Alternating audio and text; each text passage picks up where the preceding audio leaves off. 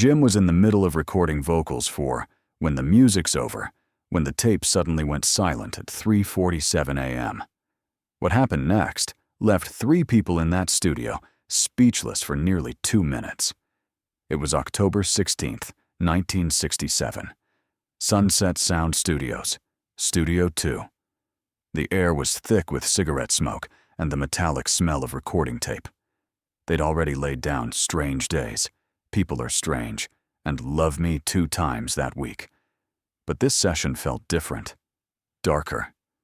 But what none of them knew was that someone else's voice had been captured on that 4-track tape.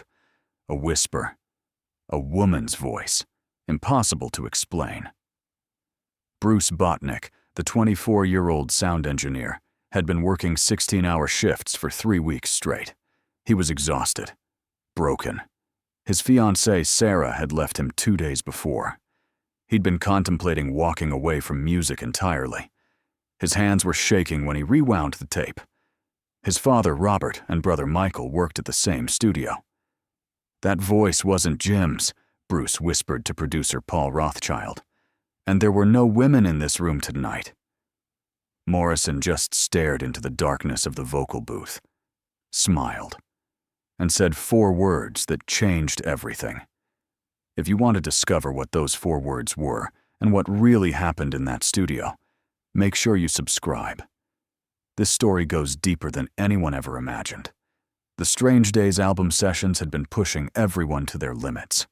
October 1967 in Los Angeles felt heavy, darker than the summer of love that had just ended. The Doors were no longer the hungry band playing the Whiskey A Go-Go for $50 a night.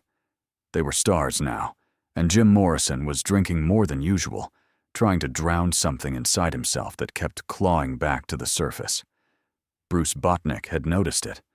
As chief engineer at Sunset Sound, he had worked with dozens of artists, but Morrison was different. There was an energy around him that made the air feel charged, like standing too close to a lightning rod during a storm.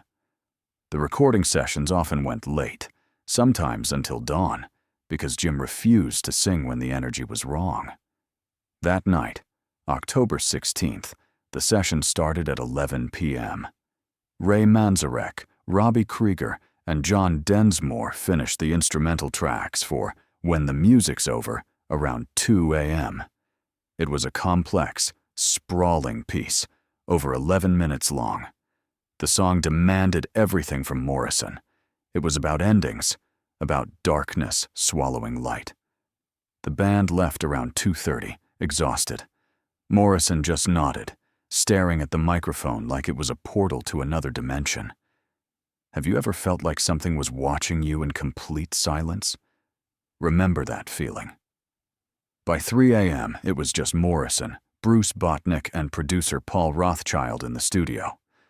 Morrison stepped into the vocal booth at 3:12 a.m. Bruce remembers the exact time because he logged it in the session notes. Jim was wearing his black, leather pants, no shirt, African beads around his neck. He put on the headphones, adjusted the microphone, and closed his eyes. For 2 full minutes, he just stood there, breathing, going somewhere in his mind that they could not follow. Then he started singing. His voice came through the speakers, low and resonant at first, building slowly. When the music's over, turn out the lights. His voice was rich, textured, filled with genuine grief.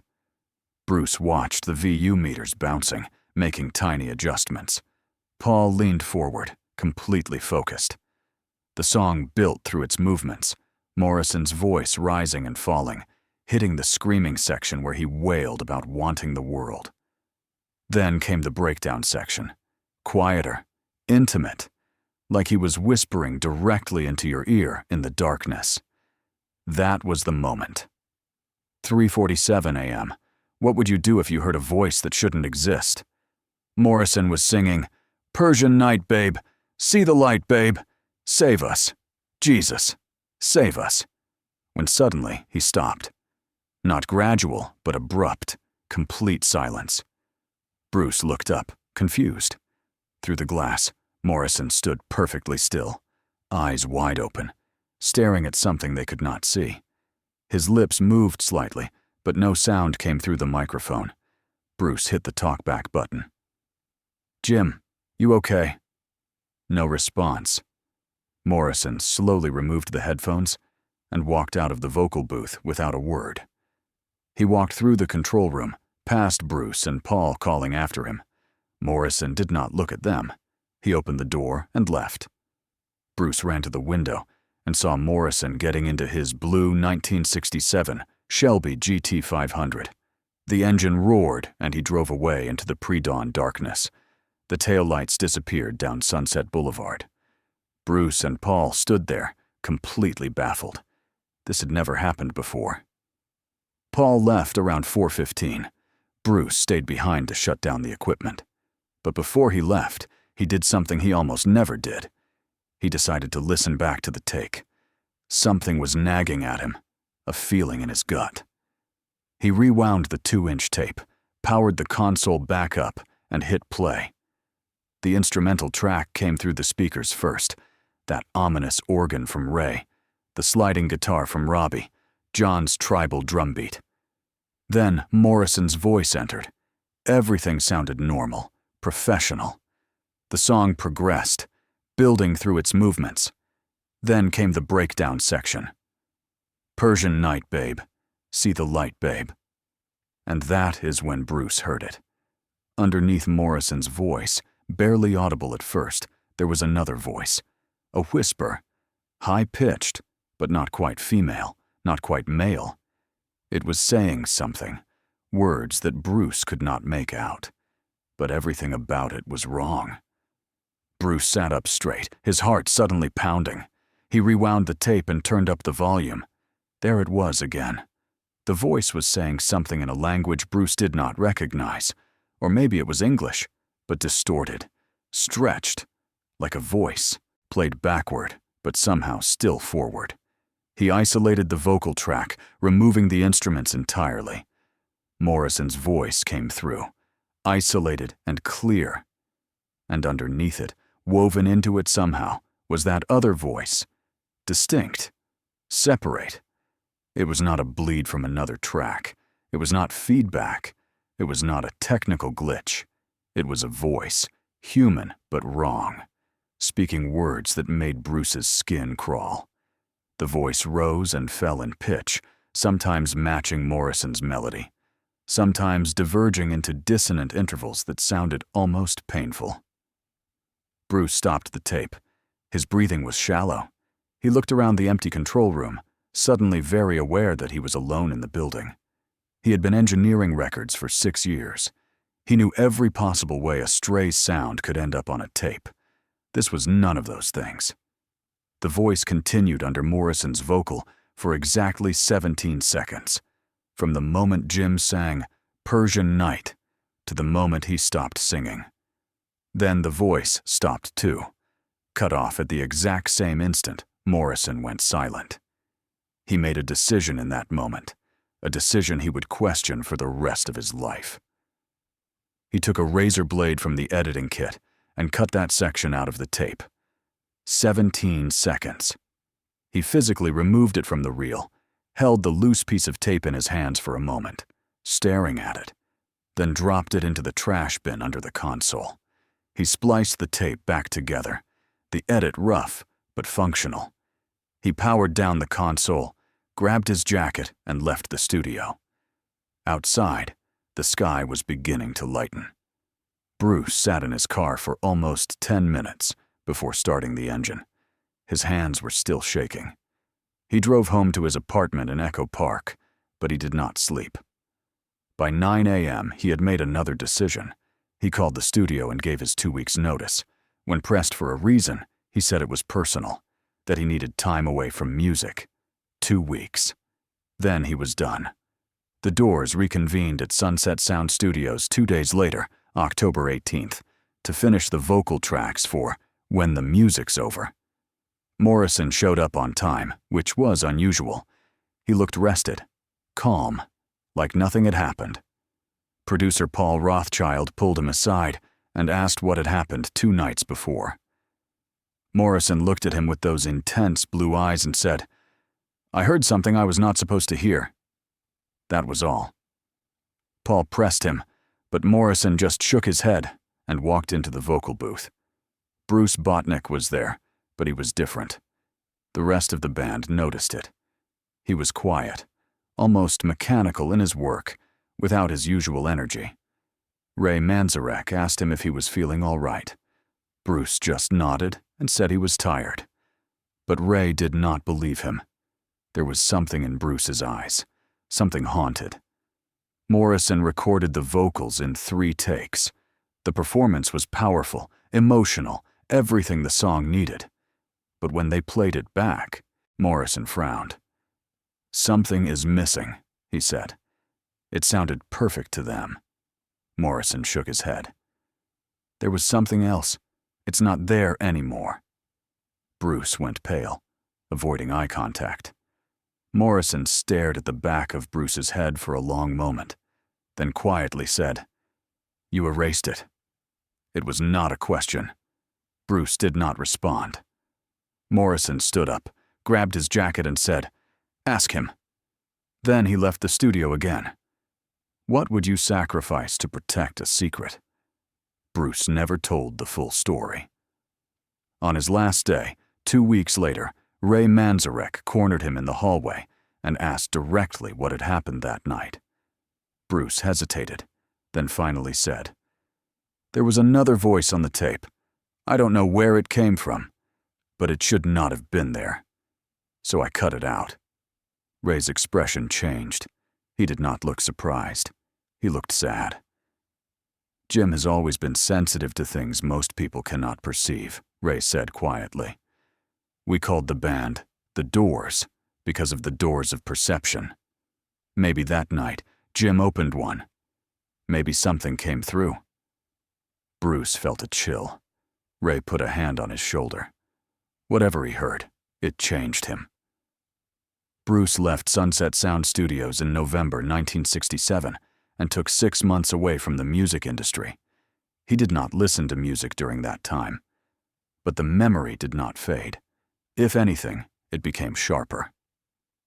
He would wake up in the middle of the night, convinced he could still hear that whispered voice. By mid-1968, Bruce returned to Sunset Sound.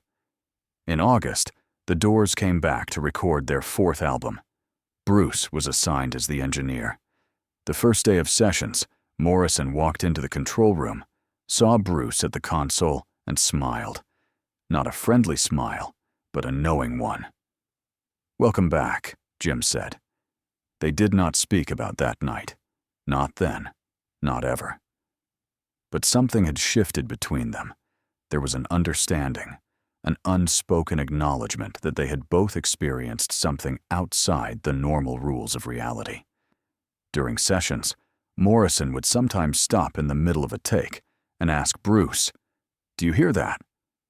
Bruce would listen to the playback, heart pounding, but there was never anything unusual. Morrison would nod slowly and say, "Good. Good." It became a ritual. Morrison was checking, making sure it had not happened again, making sure that whatever doorway had opened that night in October had stayed closed. In the decades since that night, various theories have emerged about what happened in Sunset Sound Studios on October 16, 1967. Skeptics dismiss the entire story as myth, pointing out that studios in the 60s were full of technical quirks, that tape machines could pick up radio signals, that exhaustion could make people hear things that were not there. All of this is reasonable. But Bruce Botnick was a trained professional. He knew the difference between technical malfunction and something else. And he was sober that night, his hearing sharp, his mind clear. What he heard was not a radio signal.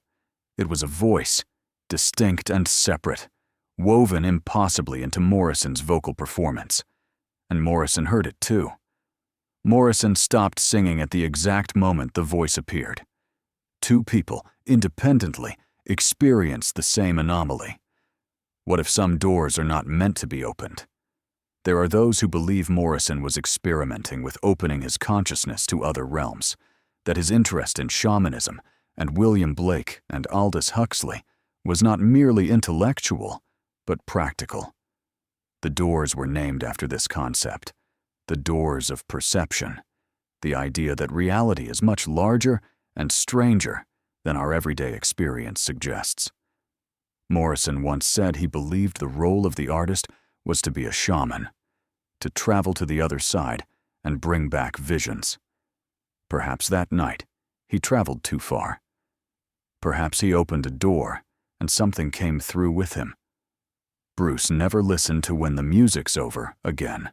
When people asked him about his favorite Doors songs, he would name others, anything but that one. He attended Morrison's funeral in Paris in July 1971, one of the few from the Los Angeles music scene to make the trip. He stood at the grave in Père Lachaise Cemetery and whispered something. Those standing near him said it sounded like "I'm sorry." When asked later what he was apologizing for, Bruce said, "For not understanding, for being afraid, for cutting out something that maybe Jim needed people to hear." The piece of tape Bruce cut out that night, the 17 seconds containing the mysterious voice, went into a trash bin in Studio 2 at Sunset Sound. The trash was emptied the next morning. It went to a landfill somewhere in Los Angeles County, buried under decades of garbage, lost forever.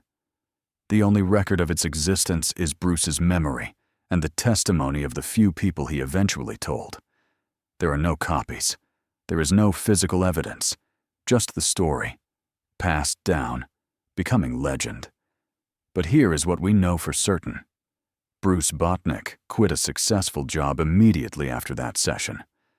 Morrison's behavior changed after that night, becoming darker, more reckless, as if he was running from something. The Doors never recorded another song quite like When the Music's Over, never reached for that same kind of sprawling, consciousness-expanding ambition. And everyone who was in that studio that night carried something with them afterward, a weight, a knowledge, a fear. Bruce Botnick, now in his 80s, rarely gives interviews anymore. But in a 2019 conversation, he was asked one final time about that night in October 1967.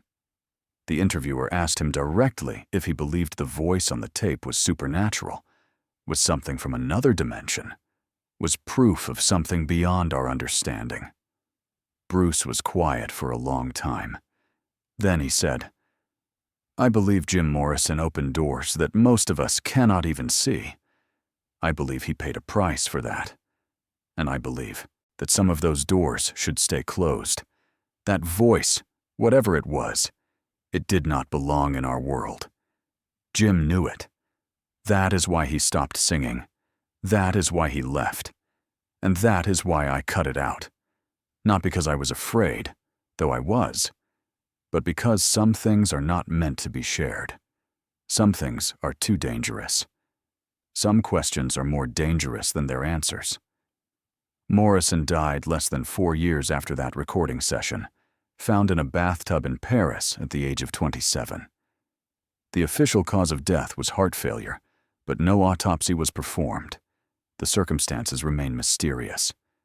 But those who knew him, who worked with him in those studios late at night, they sometimes wonder if something else was at play. If the doors he opened took something from him. If the voice on that tape was a warning or a claim. The Strange Days album was released in October 1967, the same month as that session. When the Music's Over was the final track, over 11 minutes long, a masterpiece of psychedelic rock. Critics praised it. Fans obsessed over it.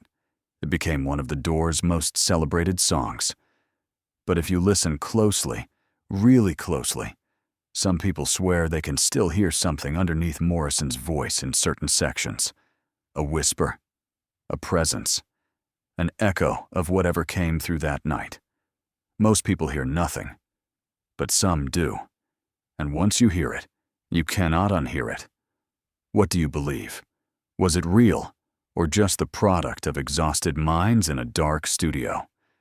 Leave your thoughts below.